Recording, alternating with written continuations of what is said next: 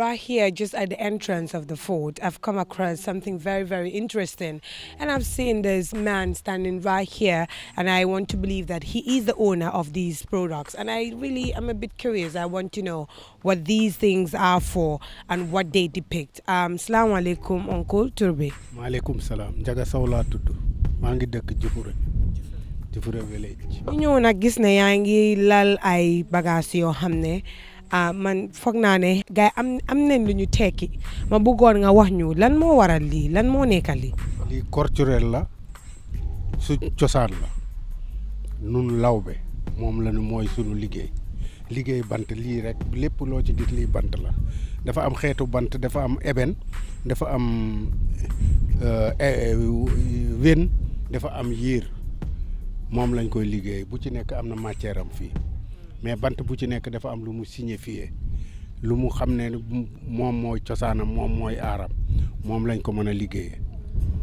ma gis na yaa ngi téye lii nii mel ni ay caabi lañ ciy dugal lii la ni pour caabi pour néeg wala sa n'importe quel daal caabi la daal mais ba tey moom it gàllaaj la bant bi moom ébène la comme ni satalaay ni muy daanoo ci néeg ci kër ci tubaab ci nun africain lii mooy satalaay boo ko defee ci sa néeg satalaay du fa daanu mukk jamais de la vie mooy dënu yi loolu am na solo torop waaye tamit ma gis am na yoo xam ne man maa ngi fa ne ay koom lan wala ay lan lii la ni yii bu ci nekk dafa am lu mu signifié bii comme cosaan la comme ràbb la dafa amoon cosaan yu mag maam ya liñ ko doon dem mu ngi cosaanam mu ngi jógee boori Mali Bamako Abidjan Côte d'Ivoire foofu lay bant aar yi jóge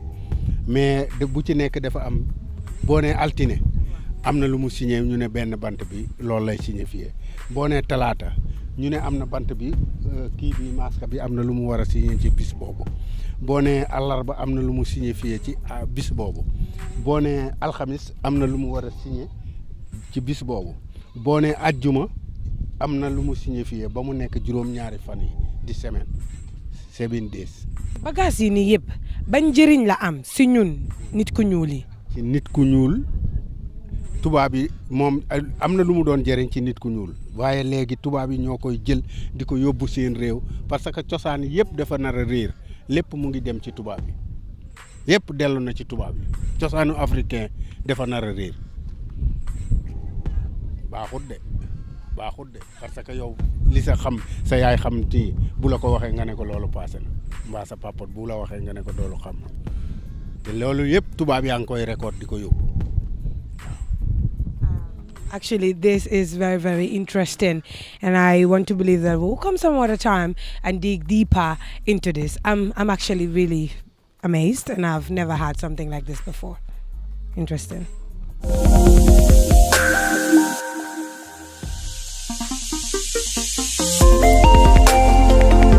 So we're still here in Barra, and right inside this place is the Fort Bullen.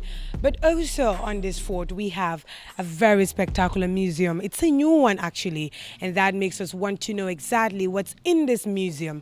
I want to believe it has a lot of history to teach us, the young people, and also those who are watching and do not know what really was happening in this community and on this fort. My name is Fatou, Ellika, Muloshi. This is Expedition Gambia, and we're about to go inside and see what this fort has to offer. So come along, please.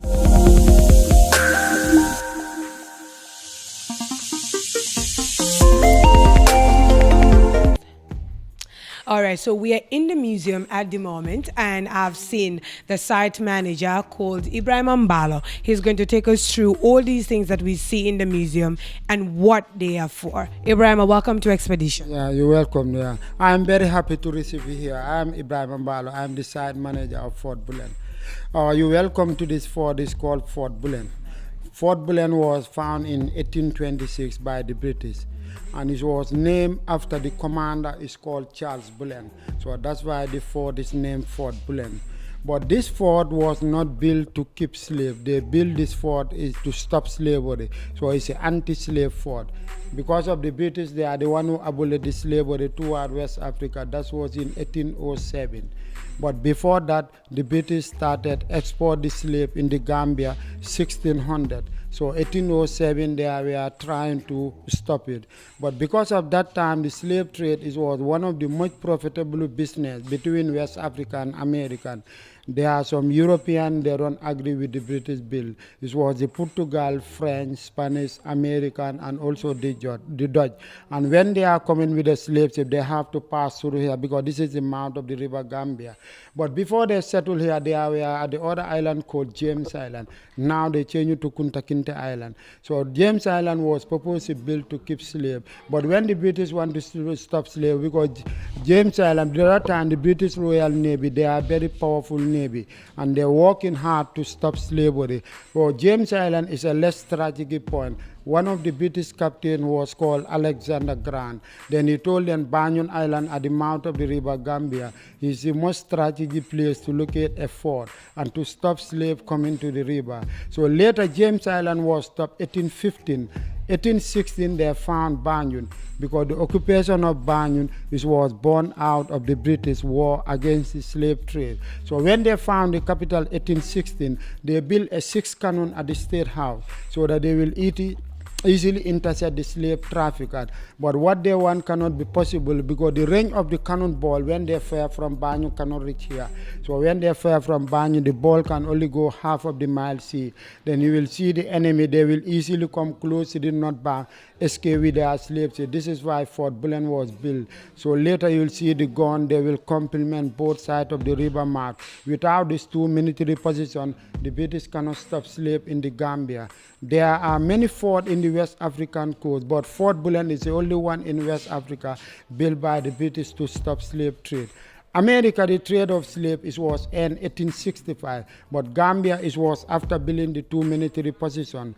And the total number of slaves taken to whole West Africa, what they estimate is between 10 to 15 million slaves. And the annual number was 20,000. After the American, they get it slave through the Spanish. Because the slave trade in Gambia is over 400 years. The Portugal, they started here 1456.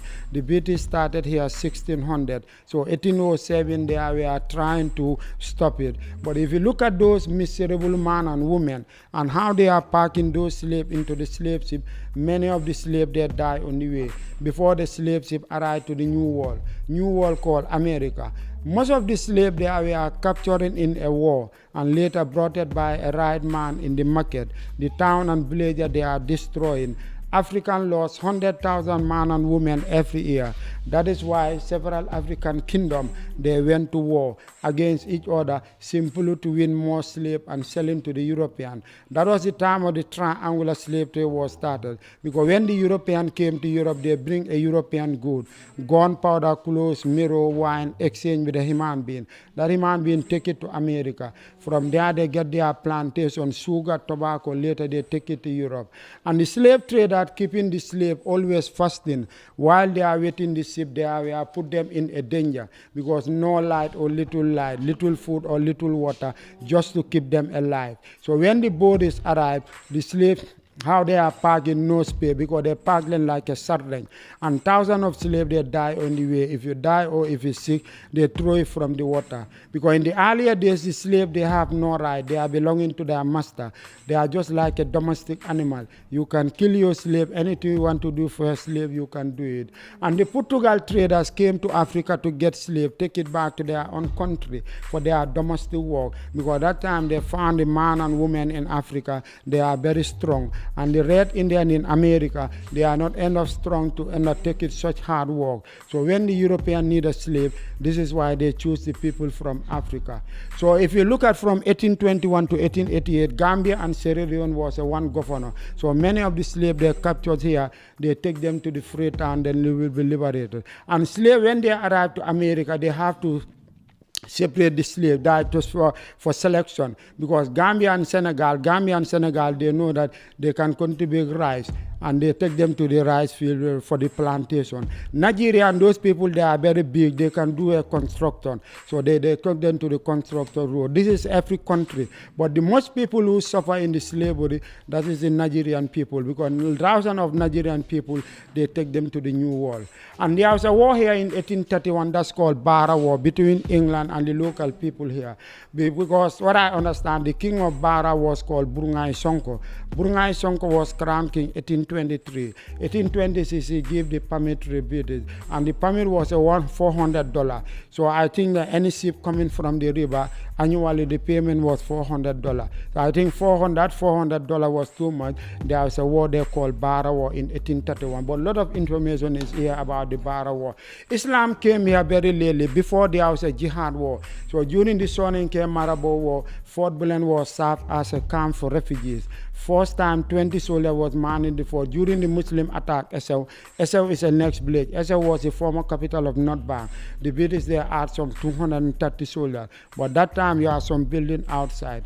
World War II was 1939 to 1945. Fort Bullen is renovated again by the British Army to protect against a possible attack from the French at Vichy government, which was controlling Senegal. Senegal is surrounded this country by three sides, except the river. During the World War II, the British came here, they modified the gun. I will show you some of the other evidence. They modified the gun with the ammunition magazine. In case of when France want to attack Gambia from Senegal, they will also respond. But after all, there was no fighting. They just modified the place in case of any attack. And the Gambian soldier was also trained here to go to the Burma War. Because in the Gambia, because Fort Bullen, why they choose Fort Bullen? Because River Gambia is the most navigable river. Because when slavery was stopped, the other Europeans, they increased their trade. So they say that they are trying to help the Africa.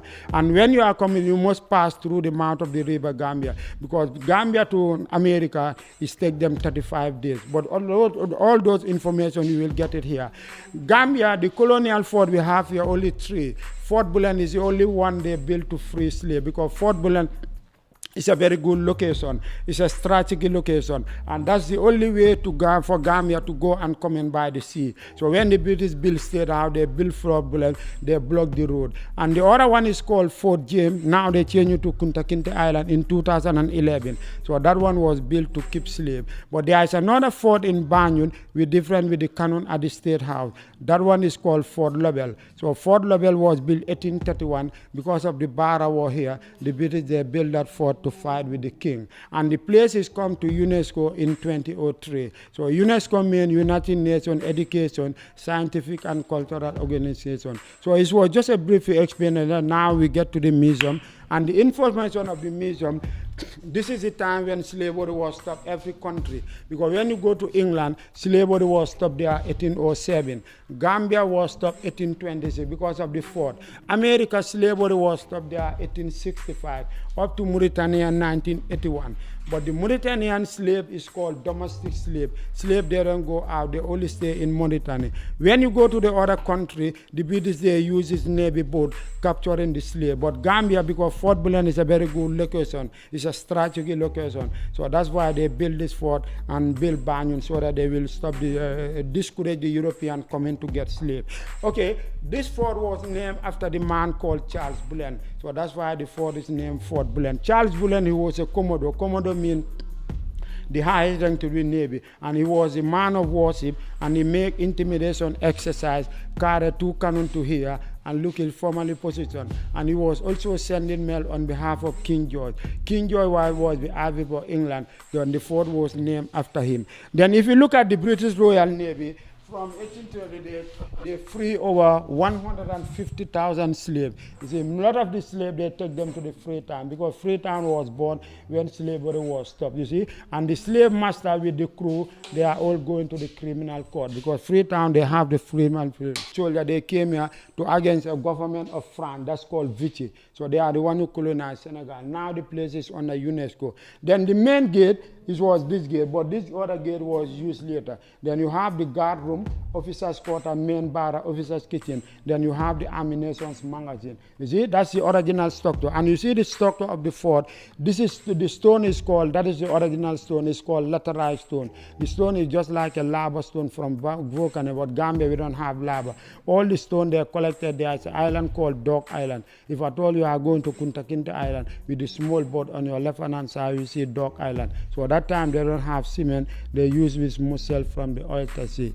Then these ones, they are stronger than the cement. They are stronger than the cement because the cement, the sea erosion can destroy the cement here. What are these for? Those are the cannon. We will go take a round tour because they are both sides. Every cannon is called bastion. Bastion is a place where you can mount your gun.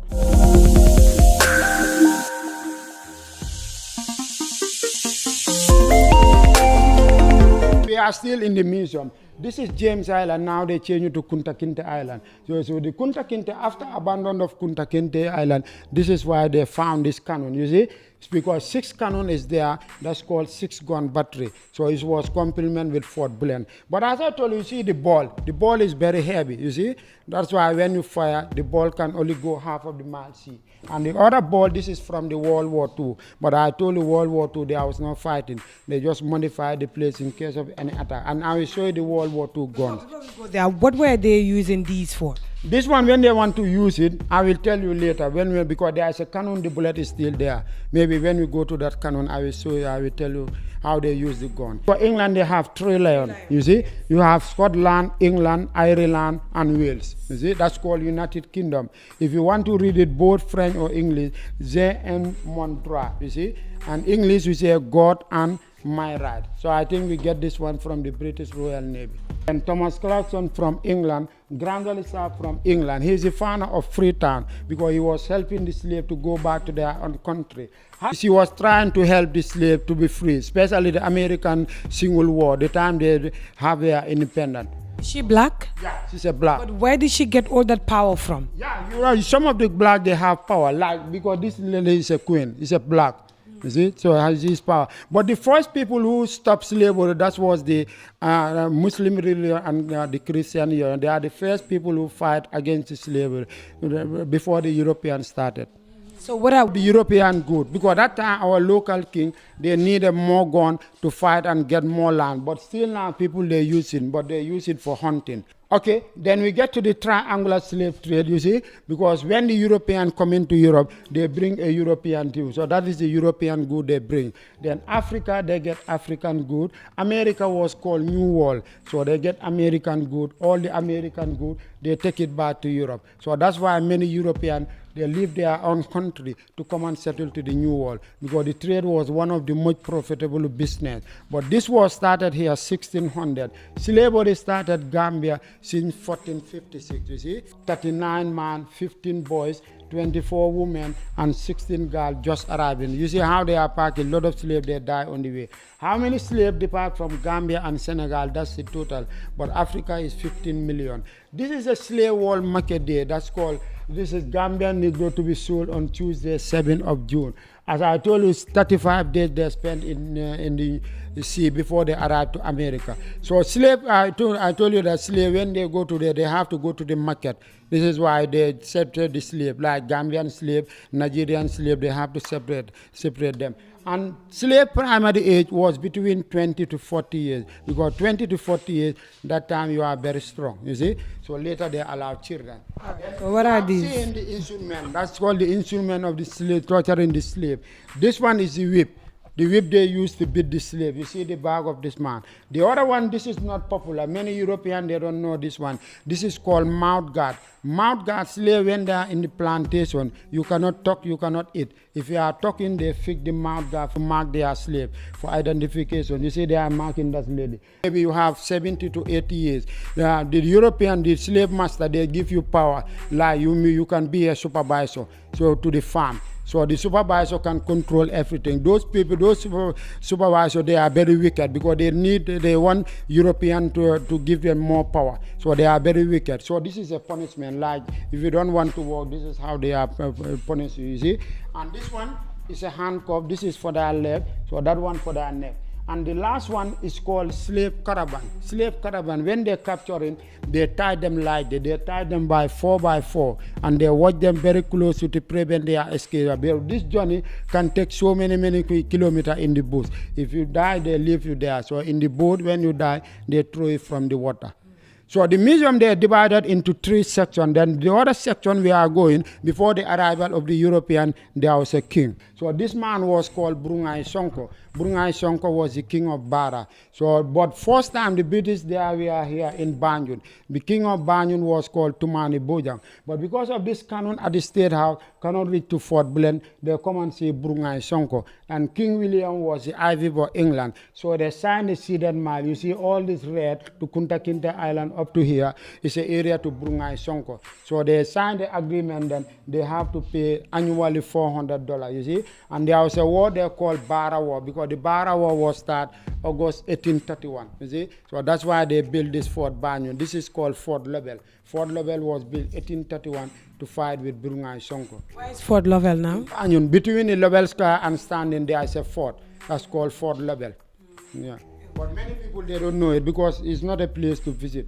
They are the rulers of Nyome. They are all Mandinka people. You know, people, they don't understand Jamme and Jamme. Jamme and Jamme is not the same. Because all this not bound here, we don't have Jola. So these people, they are called Jamme. Then the other side, because like the former president is the Jola, that's called Jamme. So these people, they are called Jamme. So they are all Mandinka people. The Jamme will rule for 1 year or 2 years. Then later, Sonko will come. After Sonko, then Mane will come. So they rule like that, you see. These things we are using here by our old people, you see. I will tell you everything. So that's the Nyomi map, you see. You are here, now you are here, you see. So this is the language, because the language we have here, I told you there is no Jola village here, because the language we have here is mixed with Fula, Mandinka, Manjago, Wolof, Sire. You see there are settlement, the white you have Fula, you see, then the red you have Manjago, then you have the green is the Mandinka people, you see. And here we have some... So Nyomi was dominated by Mandinkas? Yeah, by Mandinka people, because, yeah. Then this one is they use for pounding, you see, and this one for food. And you see, they are making, how to call it, couscous. This is how they make couscous. So this one, our local name, we call it, how to call it, tame, you see. Then you have the agricultural tools. There are a lot of agricultural tools. And this one, you see, this is called, how to call it, Armandiga. No, sorry, not Armandiga. This is called Ngoban. You see, yeah, they are all agricultural tools. You see, the women, they are farming, you see. Because that was what they were doing to survive. Yeah, exactly. And that is why still in Nyomi, the women are still known for farming. Exactly, yeah. You see. Then you have this is it's a model boat of Bara. That's called Salang boat. In those days, when they want to travel to Banjul, they normally use this boat, but no engine. It's a manpower, paddling. Paddle. Yeah, I think the people, they say, according to the, because Alaji Lang Jangom is from Bara. He's the one who made the boat. Because sometimes can take you 1 hour or 2 hours before you reach to Banjul. Now they are using this one with the engine. So maybe this one in 15 minutes, 20 minutes, then you will arrive to Banjul. I think I've boarded something like this before. And this is a lip tattoo. You know lip tattoo? Lip tattoo is similar like a European tattoo. But the European, African tattoo, all they do it for beautification, just to attract people. You see, when they want to do it, you take the needle, you see? This is how they make it.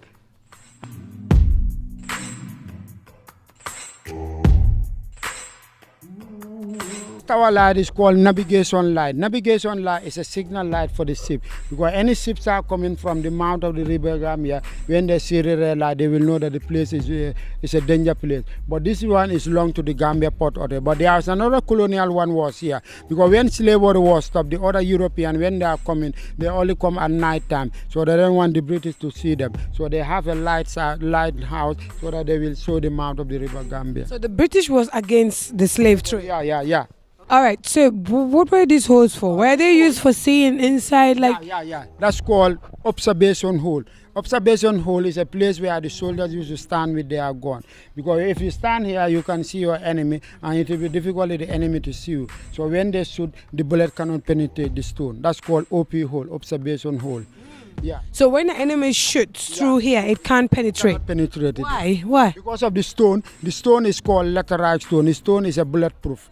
The stone, when you fire, the ball cannot penetrate. When you go to that officer's quarter, I will show you the original structure of the fort. Let's go. What was this for? This is the cannon, you see. Cannon means the gun, you see. So this one is called touch hole, you see. Then you have the crown for the British, you see. The crown is about 3 GR. You see, that's called the crown. And this gun, the bullet is still here inside. There's a cannon ball. Oh, That's the ball. that one was stuck in Yeah, there. exactly. So they normally put the ball here and it passed When they through. want to fire it, I mean, sometimes 3 or 4 people can use it. One have to clean inside and put the gunpowder. The next one put the cannonball. You move it inside with a long stick. Then the third one will light here. That's called yeah, you have to apply. You have to apply some gunpowder here with a long stick. You cannot stand here and make you fire it. You have to use a long stick. If you light it, then the ball can go half of the mile sea. Then the other guns at State House, they will also come half. But all this gun, which was when slavery was stopped, they put it down. Just few years we tried to mount it about here because that's the formerly position of the gun. All right, so these are the rooms that they were using. That's called the officer's kitchen. Then you have the main gate. That's the main gate to the sea. Because Before this other gate, they were yeah, using the this main gate. gate, yeah, because the British, they built this fort just to control the river mouth. So this gate was used later. Then after the main gate, you have the guard room. Guard room. This is where the sentryman used to stand at the gate. It's a nice view over here, and I can see virtually everything, like the sea and all. And these old, I can still see the old blocks, and that tells that this place was very well utilized. Exactly. So that's the original structure of the fort, you see. And this bastion was also mounted here during the World War II, you see. That is why they have a cement.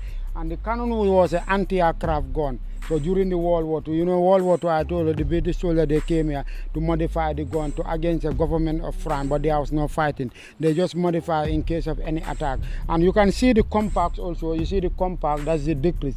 It's up to 360 degrees. And here is the mouth of the river Gambia. Was that actually the Cold War period, or? Exactly, yeah.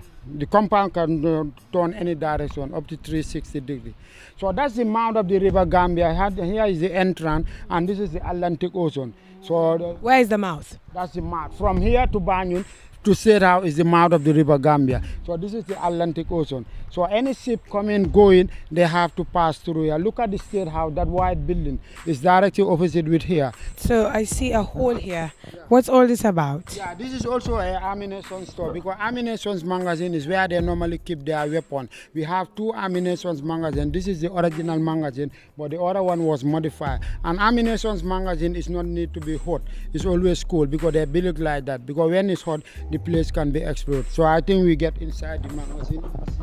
I was thinking that when I get into this place, I'll be feeling extremely hot and all, but it's kind of cool. Very cool because it's an ammunition store. Ammunition magazine is not need to be hot. They build it like that. It's always cool because when it's hot, the place can be exploded. So we have 2 ammunition magazine. This is the original one, but the other one was modified. And the other one is more cooler than this one because that one was built during the World War II. And this is the ventilation air because without the ventilation air, the place can be exploded. All this stone they collected, there is an island called Dog Island. If at all you are going to Kunta Kinte Island with a small boat, on your left hand side you see Dog Island. So the stone come from there. So at that time they don't have cement, they use mussel from the Oyster Sea. And this fort was plastered by the former government, and they should not plaster the fort. They have to leave the original structure because when they plaster it, you are destroying the image of the site. So this is why we are trying to remove all the plastering and leave the original structure of the fort. Can they stick like that without being plastered? Yeah, because because when they plaster, the image cannot go out. You see, you cannot see the image. And this hole also, like when you fire, the ball can only go penetrate the hole. The ball cannot go inside. So in these blocks, the bullet can penetrate through. Inside, yeah. Unlike cement, where the bullet can't penetrate. Yeah, if at all it's a cement, the bullet can penetrate. But the lateral stone, is more strong because of the sea erosion. You see, that's why they make this mussel to plaster it. Can use it there. There is another well in Banjul, our national museum in Banjul. That well was found 1816. So this was 1826. The former soldiers, they came here 2007, 2008. So it was taken over by the Gambian soldiers. Nobody was coming here. State of emergency December, I was here with the soldiers also. Nobody was coming here. So I think I will talk to my director. The government need to pay arts and culture because there's a lot of money here. So when did you people renovate this place again and bring it back to function? Yeah, now it's coming because people are coming here. This is why I think the people from North Band, they make a festival. Because people, they have to know here. A lot of tourists, they are going to Kunta Kinte Island. Because Kunta Kinte Island is more popular than Fort Bullen. But Fort Bullen is more important than James Island. And you cannot know Kunta Kinte Island, you don't know Fort Bullen. They are really interconnected. Because James Island was built to keep slave, but this one is an anti-slave fort. So this is more important than James Island. So this is the final point. Yeah, well, what is this for? This is also, this was built during the World War II. That's called the anti-aircraft. The gun have to be fixed here. But this is a defensive area because this was torn in any direction, but now it's not going. You see, you look at your enemy here, the mount will be here, so the gun can turn like a compass. But yeah, but can rotate like a compass. But the tree was not here because this tree was here after the World War II. Because after the World War II, Fort Bullen was totally abandoned. That's the time of the tree was coming up. There's another platform over there. You see, when you go there, you will see the bastion, just like this one. The platform is there, and this building you have seen. It's not a new building, it's a colonial building. The building was found here during the World War II. Indeed, this place is really, really incredible. You are welcome. So we want people to visit the fort because the fort now is not a camp for the soldiers. It's a place where you can see. It's a how to call it. It's an attracting place. So people need to come here. Even the local people, the tourists, they have to come and know the place because our entrance is very cheap. Non-Gambian they pay $100. A Gambian adult they pay $30. Then children are paying. Gambian adult they pay $30. Then children are paying $10. So people need to know this Fort Bullen because it's very important. You can learn a lot of things because the museum is a small museum, but it's got a lot of information. Yeah, it's very nice because this is a attracting place, either the tourists or Gambian or non-Gambian, because people want to know the history of Fort Bullen. Because if I tell you that this is the only fort they built to free slaves, so it's very important to know Fort Bullen. Indeed, a people without the knowledge of their past history, origin and culture is like a tree without roots. And this place has become a World Heritage Center. It was used as a place to stop slavery. And aside from the fact that it's been used to generate income, it has become of significant value for the people of Nyomi, but also for the people of the Gambia.